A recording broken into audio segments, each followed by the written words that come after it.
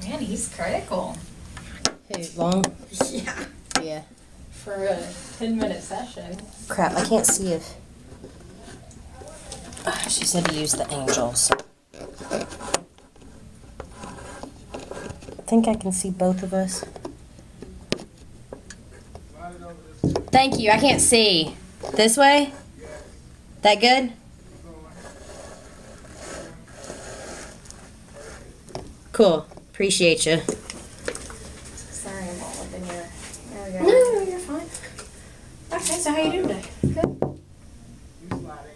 What's wrong now? You just... Now, let me get all, No, let me get that's all in your stuff here. All right, okay. So, I thought we'd do a little bit of a recap from last week.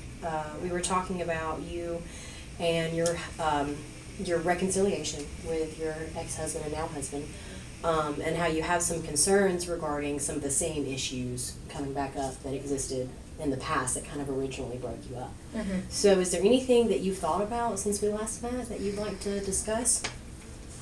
Not really. Not really? Okay. Well, I mean, how are things going right now? How was this past week? He has been in the field, so, I mean, he's come home to, like, eat a meal or shower and then leave again. So we haven't really talked. Okay. Okay. And how does that, how do you deal with those weeks that he's mostly just, you know, gone basically and just rushing in and rushing out? I'm so used to it. When we were married before and he was there, it was really like he wasn't anyway. Mm-hmm. And then, you know, when I was single, I mean, pretty much I lived my life doing what I had to do. Like, I know what I have to do. I have to take care of, you know, me and my daughter, and it's been that way pretty much since day one, since she was born, and really not depend on anyone else to take care of either of us, you know. So it's really actually been kind of hard for me to get out of that. And by saying that, I don't, I tried to accept the fact that this was going to be like, I needed to let him have a little bit more of the responsibility, you know, Okay. and let him take a little bit what I was carrying on, you know, since we're a unit now. Yeah, it's supposed to be a partnership. Okay. And I mean, it just seems like he's really not dependable, and so I just have kind of fallen back into that, okay, so we need to take care of us, me and Jasmine now. So, So it sounds like you've almost had this constant state of single parenthood. pretty much, yeah. And like from your perspective, you know, you started from when you were very young and when you first had her and things, and that he was very absent, and when he was there, he wasn't really there. And then, but it seemed to never, that state seems to kind of have been the same. And even when you said you tried to hand over a little bit of that responsibility, that he didn't really hold up his end of the bargain, and so you're back to the same thing.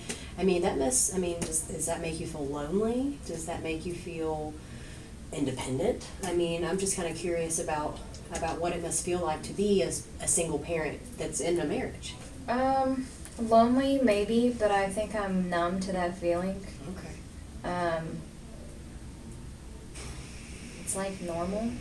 It's like our normal. I just know, you know, this is how, for now, you know, and things in my life that I have going on are just far too important to kind of really worry about the relationship, to be honest, you know. I'm right now just kind of letting it go, like how it needs to go, however it's going to go, and just taking care of what I need to take care of. So maybe you're in kind of like a survival mode right now. It's just Possibly. do what you got to do, get it done, and move on. But what do you think that means for your relationship? Oh, nothing good, I'm sure. Okay. Would you like to talk about that a little further, about what the implications are, or maybe even what the play is between the two here? I mean, you have this whole life that you say, you know, I've been independent for so long. It's always just been me and my daughter. We work fine that way. I have all this other stuff I have to worry about before I worry about him. Yeah. But you are married. You are living together. You know, you are coexisting. So, I mean, what do you think the future is going to mean? I mean, what do you you say right now, like, he's gone, and I'm numb. I've done this for so long, but, you know, have you considered what it means past right now? No. I just feel like we'll come to that when we need to, or when we have to. Cross that bridge when you get to it, kind of thing? Okay.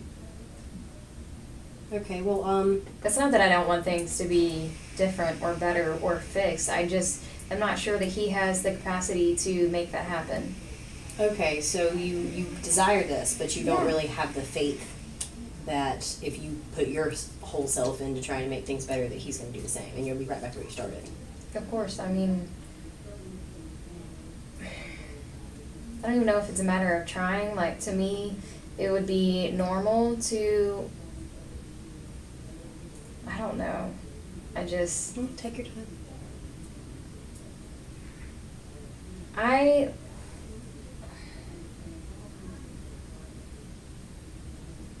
Even when we were married before, I didn't want to get divorced. I didn't, it seems like really beyond my control to make things better. Mm-hmm. And there were just certain things that I just could not allow to continue to go on.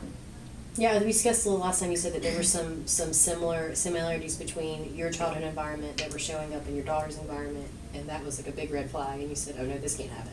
Yeah. And that was when you finally, like, the straw that broke the camel's back. You finally said, okay, no more. Yeah. God, that must have been scary, though.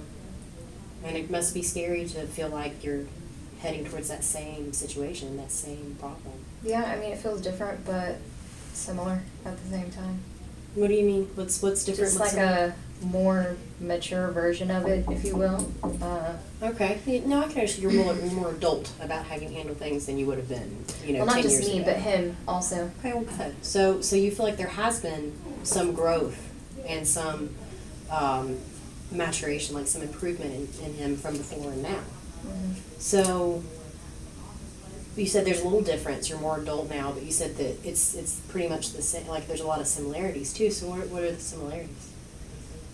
Like I said, I don't know. I really don't know if he has the capacity to live with another person or live in I don't know, like, clean up after himself and take care of things. And I'm really, really shocked that he was able to take over his bank account when we got divorced and pay his bills and stuff like that. And so I really didn't think he had that in him.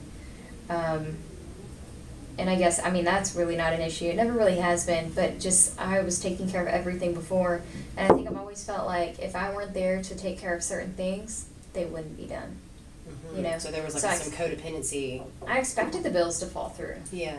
But they didn't. But now, I mean, it's really like an issue of responsibilities. I mean, cleaning up after yourself, taking care of things in the house, taking pride in, like, what your yard looks like, things like that, that now that we're together, I shouldn't have to be solely responsible for everything, The yard is kind of like his territory. Like, take care of the yard. Yeah. I take care of these things. I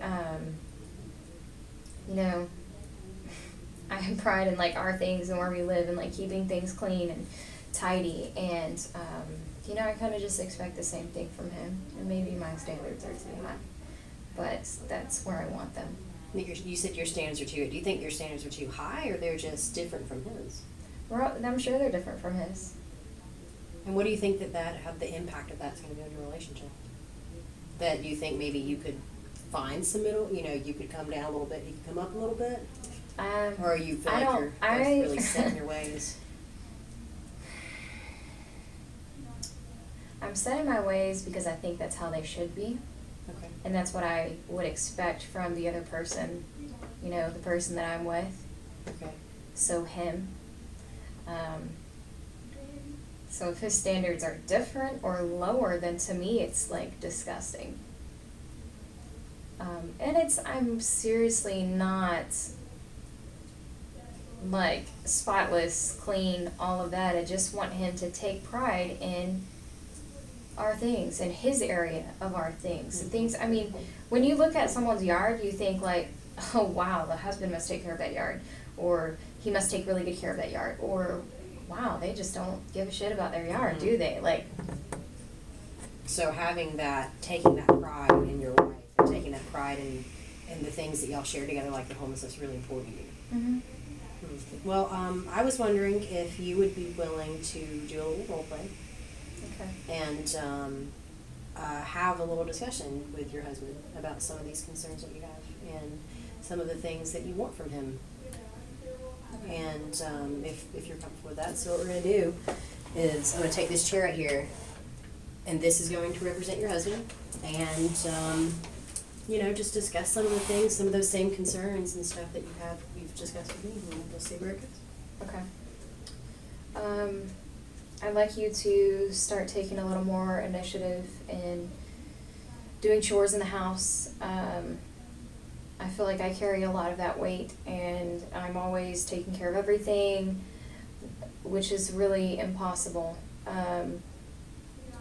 You know, we're together now, and as a unit, we should be taking care of things together, and I shouldn't be doing everything. I feel like, you know, there are certain areas of the house that you should be taking care of, like the yard,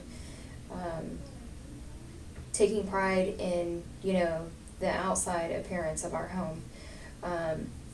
In addition to, like, the little chores in the house that you have to do, cleaning the cat box and taking the trash out, those are really the only things that I expect of you in the house. And I feel like we would get along a lot better, you know, if you would do those things. Anything else you want to say, or? No. Okay. Well, we do need to kind of wrap things up for today, but I wanted to leave you with this conversation, and I want you to take it and put some thought into it, how you felt when you did it, whether it was scary, whether it was a release, just to be like, oh, I finally said it. I mean, just put some thought into how you felt about it, and maybe how we could take this same conversation and maybe apply it in real life. Okay? So just put some thought into this role play for next time, and we're going to wrap it up today. Okay.